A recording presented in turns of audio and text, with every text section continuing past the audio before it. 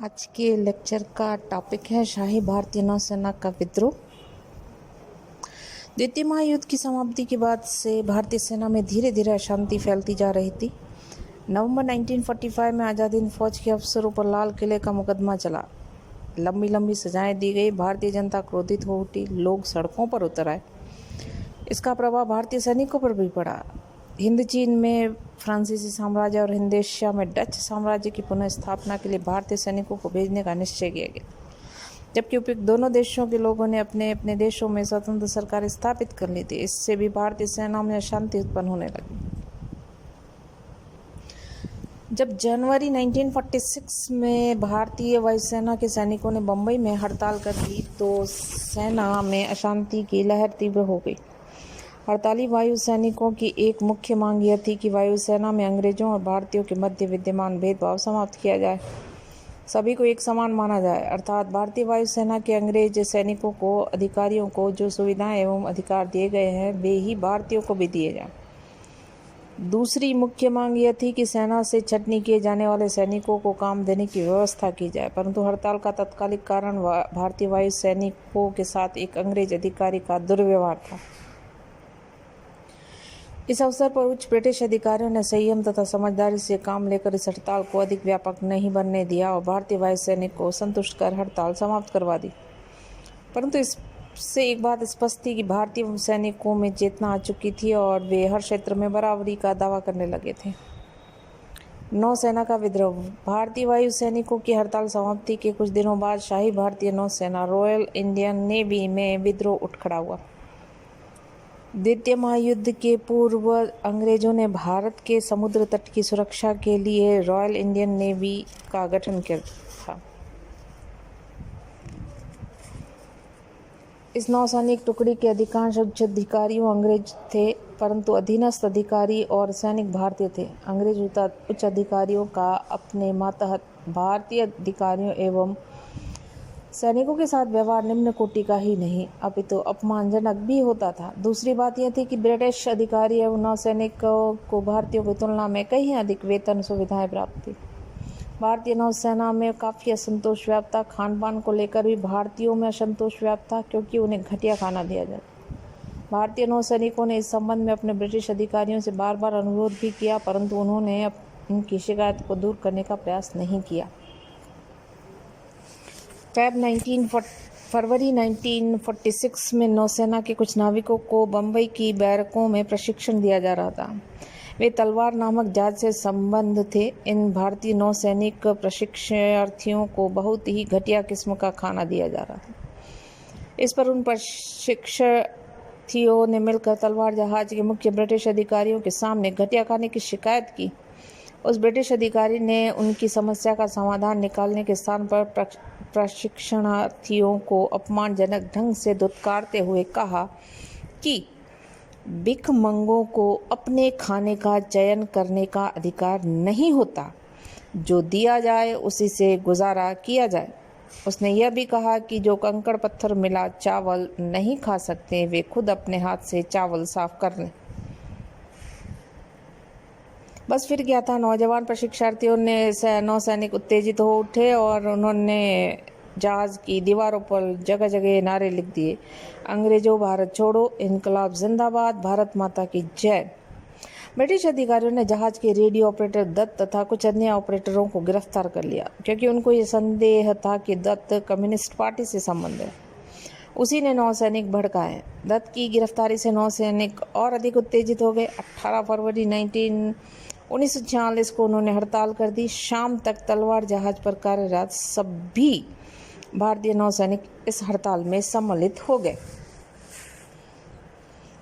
19 फरवरी 1946 को अंग्रेज फ्लैग अफसर रॉथरॉय तलवार जहाज पर गया और उसने हड़तालियों से उनकी मांग के बारे में जानकारी प्राप्त की। उसने यह आश्वासन भी दिया कि किसी भी हड़ताली को गिरफ्तार नहीं किया जाएगा। हड़तालियों ने अपनी मांगें प्रस्तुत की। प्रथम, जहाज पर ब्रिटिश अधिकारियों के स्थान पर भारतीय अधिकारियों की नियुक्ति हो। दूसरा, जातीय भेदभाव की समाप्ति। तीसरा, अच्छा खाना। चौथा, भारतीय नौसैनिकों को ब्रिटिश नौसैनिकों के समकक्ष वेतन और सुविधाएं दी जाए। 5वां परिवार भत्ते में वृद्धि हो, 6ठा आज़ाद हिंद फौज के अधिकारियों की रिहाई और 7वां हिंदेशिया यानी इंडोनेशिया से भारतीय सैनिकों को वापसी। परंतु रॉथ ने जहाज से लौटते ही समुद्र तट पर तैनात 300 भारतीय नाविकों की गिरफ्तारी का आदेश देकर उसी रोज अपने आश्वासन का गला घोंट दिया। हड़ताल का फैसला। 18 फरवरी की सुबह तलवार ट्रेनिंग स्कूल में नाविकों ने हड़ताल शुरू की। स्कूल के 1500 भारतीय नाविक घटिया भोजन के प्रति विरोध प्रदर्शित करते हुए भोजन कक्ष से उठकर चले गए। नौसेना के अन्य प्रतिष्ठानों में कार्यरत नाविकों एवं कर्मचारियों से समर्थन की अपील की, जिसका अच्छा परिणाम निकला। 11 तटीय प्रतिष्ठानों के 20,000 नाविकों ने पूर्ण हड़ताल कर दी। 19 फरवरी को यह हड़ताल और भी व्यापक हो गई। बंबई में तैनात 20 जंगी जहाज़ों के नाविक तथा बंदरगाहों के अन्य 12 जहाज़ों के नाविक और कर्मचारी भी हड़ताल में शामिल हो गए। हड़ताली नाविकों ने जहाज़ों पर लगे ब्रिटिश झंडे यूनियन जैक को उतार दिया। उसके स्थान पर इन जहाज़ों पर कांग्रेस का तिरंगा, लीग का हरा और कम्युनिस्ट का लाल झंडा फहरा दिया। हड़तालियों के नारे थे जय हिंद, इनकलाब जिंदाबाद, हिंदू मुस्लिम एक हो, ब्रिटिश साम्राज्य मुर्दाबाद, ब्रिटिश साम्राज्य का नाश हो, हमारी मांगे पूरी करो, आज़ाद हिंद फौज के बंदियों को रिहा करो, हिंदेशिया से भारतीय फौजों को वापस लाओ। जहाज़ों की मरम्मत करने के कारखाने और गोदी मजदूरों ने भी हड़तालियों का साथ दिया। नाविकों ने कांग्रेस तथा लीग के नेतृत्व में से भी संपर्क स्थापित कर उनसे व्यावहारिक सहायता देने की अपील की। उन्होंने केंद्रीय हड़ताल समिति की स्थापना की तथा अपने साथियों से अनुशासन में रहने की अपील। भारतीय नौसेना का यह विद्रोह बंबई तक ही सीमित न रहा, यह कराची तथा मद्रास में भी फैल गया। यहाँ के जहाज कर्मचारी एवं नाविक भी हड़ताल में सम्मिलित हो गए। इस हड़ताल को स्थानीय जनता विशेषकर मजदूरों का अभूतपूर्व समर्थन मिला। वे विद्रोहियों के लिए बराबर जहाज़ों पर भोजन लाते रहे। 3-4 दिनों में ही हड़ताल की तीव्रता से ब्रिटिश सरकार आश्चर्यचकित रह गई। हड़ताल को कुचलने के लिए उसने शक्ति का उपयोग करने का निश्चय किया। भारी संख्या में स्थल सैनिकों को मुंबई और कराची भेजा गया, जिन्होंने 9 सैनिकों की बैरकों को चारों तरफ से घेरा। परंतु जब स्थल सैनिकों को गोली चलाने का आदेश दिया गया, उन्होंने अपने भाइयों पर गोली चलाने से इनकार कर दिया। परिणाम भुगतने के लिए तैयार हो गए। ऐसी स्थिति में उनको हटाकर ब्रिटिश सैनिकों को तैनात किया गया। इस प्रकार अंग्रेज सैनिक और भारतीय नौसैनिक आमने सामने आ गए। सशस्त्र झड़पें। 21 फरवरी के दिन सुबह होते ही एक अंग्रेज सैनिक ने एक भारतीय नौसैनिक पर गोली चला दी। उसी के साथ दोनों पक्षों के मध्य संघर्ष शुरू हो गया। अंग्रेज सैनिकों ने भारतीय नौसैनिकों की बैरकों और जहाज़ों पर गोले बरसाने शुरू कर दिए और प्रत्युत्तर में भारतीय नौसैनिकों ने जहाज़ों की तोपों का मुंह अंग्रेज सैनिकों की ओर मोड़ दिए। लगभग 7 घंटे तक दोनों तरफ से भीषण गोलाबारी हुई, जिसमें दोनों तरफ से कुछ सैनिक मारे गए और अनेकों घायल हुए। 21 फरवरी की दोपहर को एडमिरल गॉलफेड ने रेडियो से प्रसारण किया कि वह नौसेना के इस विद्रोह और हड़ताल को कुचलने के लिए दृढ़ संकल्प है, भले ही संपूर्ण रॉयल इंडियन नेवी नष्ट ही क्यों न हो जाए। उन्होंने नौसैनिकों को तत्काल आत्मसमर्पण करने की चेतावनी दी। हड़तालियों की केंद्रीय समिति ने कांग्रेस, मुस्लिम लीग और साम्यवादी दलों से सहयोग एवं समर्थन की मांग की। कांग्रेसी नेता ने उनके कार्य को अनुशासनहीनता करार देते हुए किसी भी प्रकार का समर्थन देने से इनकार कर दिया। कांग्रेस के अध्यक्ष मौलाना आज़ाद ने कहा, मैंने उनसे कहा कि अफसरों, नौसेना ने अक्लमंदी से काम नहीं किया। उन्हें मेरी सलाह यह है कि बिना शर्त काम पर वापस चले जाएं। मुस्लिम लीग के नेता जिन्ना ने भी उन्हें नेक सलाह दी कि उन्हें आत्मसमर्पण कर देना चाहिए। यदि इन दोनों प्रमुख राजनीतिक दलों ने नौसैनिकों को समर्थन दिया होता तो अंग्रेजों को 1946 में ही बुरी तरह से पराजित होकर भारत विदा होना पड़ता। राष्ट्रीय दलों के इस रुख का मूल कारण यह था कि हड़ताल शुरू होने के दूसरे दिन 19 फरवरी 1946 को ब्रिटिश प्रधानमंत्री एटली ने ब्रिटिश संसद में भारतीय स्वतंत्रता के संबंध में कैबिनेट मिशन भेजने की घोषणा कर दी थी। भारतीय नेता लोग तभी से शासक बनने के स्वप्न देखने लगे थे। बंबई में अभूतपूर्व हड़ताल। भारत के प्रमुख राष्ट्रीय दलों ने भले ही नौसैनिकों की अपील को ठुकरा दिया, परंतु साम्यवादी दल और मजदूर यूनियनों ने नौसैनिकों को पूरा समर्थन देने का वचन दिया। 22 फरवरी को बंबई में अभूतपूर्व हड़ताल हुई। 2 लाख से अधिक मजदूर ने इसमें हिस्सा लिया। मजदूरों की हड़ताल और प्रदर्शन सभी कुछ शांतिपूर्ण और व्यवस्थित ढंग से जारी रहे। ब्रिटिश शासन ने बेहिसाब गोलियां जनता के मनोबल को तोड़ने के निश्चय किया। शांत जुलूस पर गोलियां चलाई। ब्रिटिश सेना ने बिना किसी चेतावनी के गोलियां चलाई। कुछ लोग मारे गए और अनेक घायल। एक ब्रिटिश अधिकारी ने इसकी पुष्टि करते हुए लिखा, एकाएक चेतावनी दिए और ब्रिटिश सैनिकों से भरी हुई एक खुली लॉरी एल्फिंस्टन रोड से होकर गुजरी। उनके पास राइफल ब्रेनगन थी। जब लोग भागकर घरों के अंदर जाने लगे तब सैनिकों ने गोलियों की बौछार उनकी दिशा में घुमा दी। 20 आदमी घायल हुए और 4 मारे गए। यह तो केवल एल्फिंस्टन रोड की घटना थी।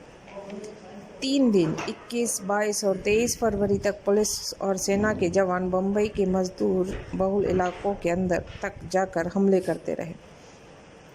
जिसे चाहा उसे गोलियों का निशाना बना दिया गया। सरकारी आंकड़ों से पता चलता है इन 3 दिनों में 250 लोग मारे गए। 23 फरवरी को जबलपुर के सिग्नल सैनिकों ने नौसैनिकों के प्रति सहानुभूति प्रदर्शित करते हुए हड़ताल जारी रखी। देश के अन्य भागों में आम जनता ने भी उनके प्रति हमदर्दी प्रदर्शित की थी।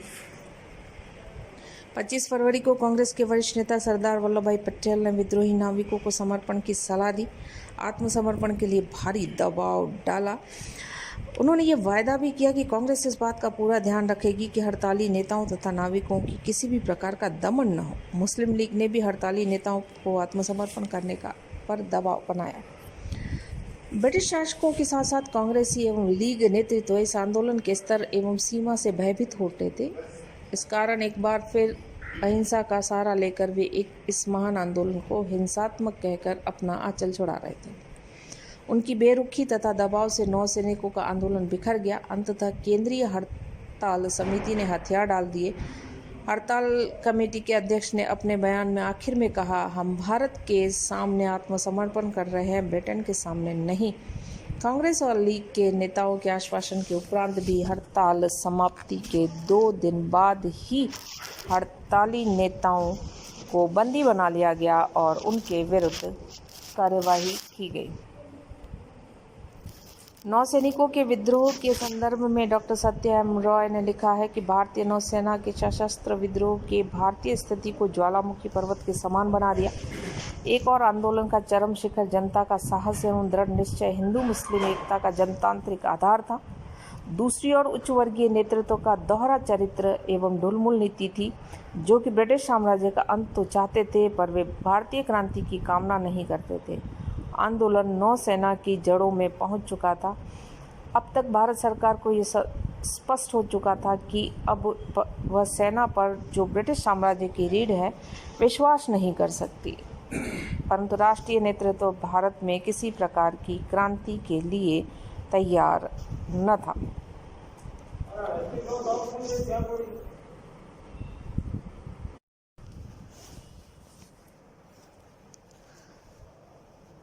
आज के लेक्चर का टॉपिक है शाही भारतीय नौसेना का विद्रोह। द्वितीय महायुद्ध की समाप्ति के बाद से भारतीय सेना में धीरे धीरे अशांति फैलती जा रही थी। नवंबर 1945 में आज़ाद हिंद फौज के अफसरों पर लाल किले का मुकदमा चला।